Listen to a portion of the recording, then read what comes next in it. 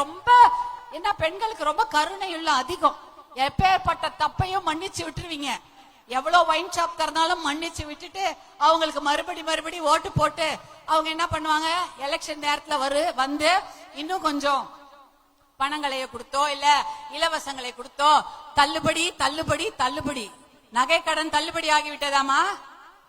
எத்தனை வருஷமா சொல்லிட்டு இருக்காங்க நகை கடன் தள்ளுபடி, நகை கடன் தள்ளுபடி. வங்கி கடன் வேற என்ன உங்க கடன் வச்சிருக்கீங்க? படிப்பு கடன், கல்வி கடன் தள்ளுபடி. கல்வி கடன் தள்ளுபடி செஞ்சாங்க, எந்த தள்ளுபடியும் செய்யவே இல்லை.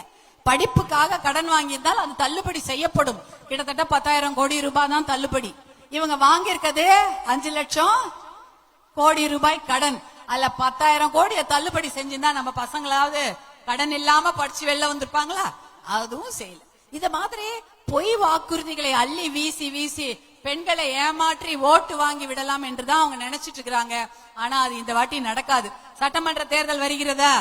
வருதா இல்லையா? வருது. மாசத்துல உங்களுக்கு எல்லாம் பயங்கர மவுஸ் கூட போதும். இப்ப உங்களை கண்டுக்காம இருந்தவங்க எல்லாம் வந்து பாப்பாங்க இல்ல, வந்து பாப்பாங்க. யாருமே இந்த பக்கம் வரலன்னு நினைச்சுனே இருப்பீங்க. அப்புறம் உடனே வந்து பார்த்து உங்ககிட்ட எல்லா வாக்குறுதியும் அள்ளி வீசிட்டு அப்புறம் ஓட்டு வாங்கிட்டா என்ன நினைப்பாங்க? இன்னும் ஒரு 100 மதுக்கடையை திறந்து விட்டுறலாம், இன்னும் ஒரு 1000 மதுக்கடையை திறந்து விட்டுறலாம், சாராய கடை தான் திறந்து வைப்பாங்க. அதனால விழிப்புணர்வோடு இருங்க, விழிப்போடு இருங்க. ஏன்னா ஏமாற்றி ஏமாற்றி ஏமாந்து போர் அடிக்கலையா? போர் அடிக்குதா? போர் அடிக்கலையா? ஏமாந்து போர் அடிக்குது, வேணாம், அது போதும். ஏமாந்தது போதும். நிறைய விஷயம் தெரிஞ்சுக்கோங்க. உங்க அண்ணா அன்புமணி உங்களுக்கு செய்ததை ஞாபகம் வச்சுங்க. இந்த முறை நம்ம மிகப்பெரிய ஒரு வெற்றி கூட்டணியை அமைச்சிருக்கிறோம். ஏதாவது யோசிச்சு பாருங்க.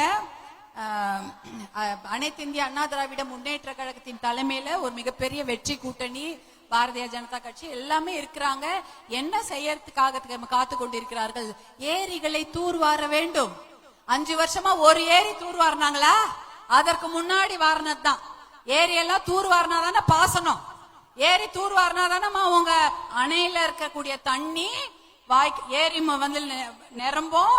அணையில தண்ணி நிரம்புனா ஏரி நிரம்பும், ஏரி நிரம்புனா குளம், கண்மாய், வாய்க்கால், வரத்து வாய்க்கால்லாம் நிரம்பி விவசாயம் நல்லா இருக்கும். உங்க கிணத்துல தண்ணி இருக்கும்.